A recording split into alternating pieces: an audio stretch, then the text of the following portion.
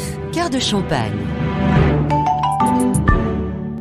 Alors, un message très très important, Maxime, et là je vois que tu as envie de sensibiliser tout le monde là. Oui, tout le monde. Il n'existe qu'une seule journée de lutte contre les violences faites aux femmes. Mais ne devrait-on pas en parler dès que l'on peut ? N'est-ce pas un sujet qui mérite d'être diffusé chaque jour ? Je crois que si, alors parlons-en. En 2020, en France, hors homicide, les forces de sécurité ont enregistré 159 400 victimes de violences conjugales commises par leurs partenaires, dont 139 200 femmes. Il s'agit majoritairement, comme en 2019, de violences physiques volontaires ayant entraîné ou non une incapacité totale de travail. Je tiens à vous le rappeler, les hommes et les femmes sont aussi victimes de violences conjugales. C'est un sujet qui touche tout le monde sans exception. Ça paraît évident, mais je préfère vous le dire. Les violences sexistes et sexuelles sont punies par la loi. Ça peut être au sein d'un couple, des violences pendant un acte sexuel, des situations de harcèlement, des outrages sexistes, des mariages forcés, des mutilations sexuelles féminines, des mutilations non consenties, des violences psychologiques, etc. En 2020, 156 victimes, hommes, femmes, enfants et victimes collatérales confondues, ont été tuées dans le cadre de violences au sein du couple. Même si les violences touchent tout le monde, il y a tout de même une majorité de femmes qui en sont victimes. Sur les 156, 102 sont des femmes tuées par leur compagne, compagnon ou ex. C'est 82% des homicides. Plus concrètement, une violence, c'est tout acte sexuel avec ou sans pénétration commis avec violence, contrainte, menace, surprise, donc sans consentement de la victime. Ça peut être aussi une agression, des viols, des caresses, du voyeurisme, tout ce qui peut s'apparenter de près ou de loin à du harcèlement.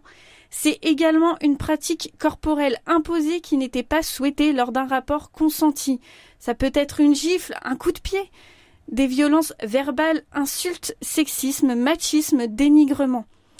Et malheureusement, il y en a encore plein d'autres. Ne l'oubliez surtout pas.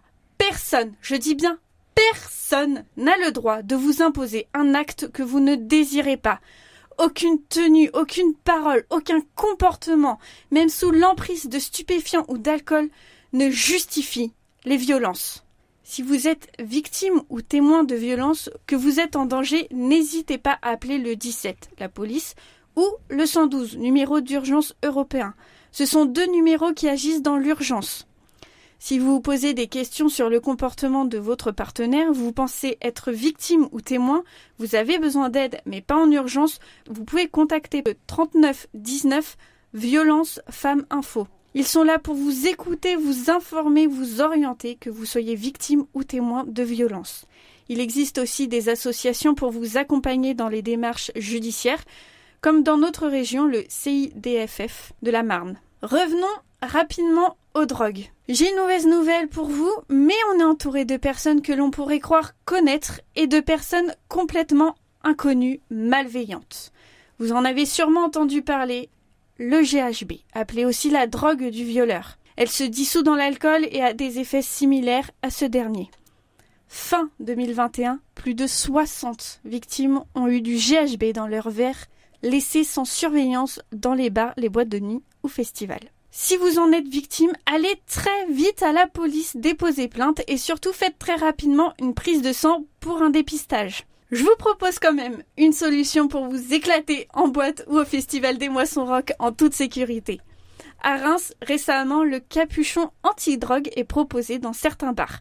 Cela permet de couvrir la totalité du verre et de boire en toute sécurité. Vous pouvez vous en procurer sur Drinkwatch, une entreprise lilloise, fabrication 100% française et surtout c'est réutilisable à l'infini. Alors, sortez couverts, couvez votre verre. Pas mal ça. Elle termine bien quand même. Vas-y. Je vous invite vraiment à vous en procurer personnellement quand vous sortez en soirée. Et vous, barman, directeur de boîte de nuit, organisateur de festival... Là, elle s'adresse à toi, Thomas. Je vais prendre Vous pouvez également vous en procurer pour la sécurité de vos clients.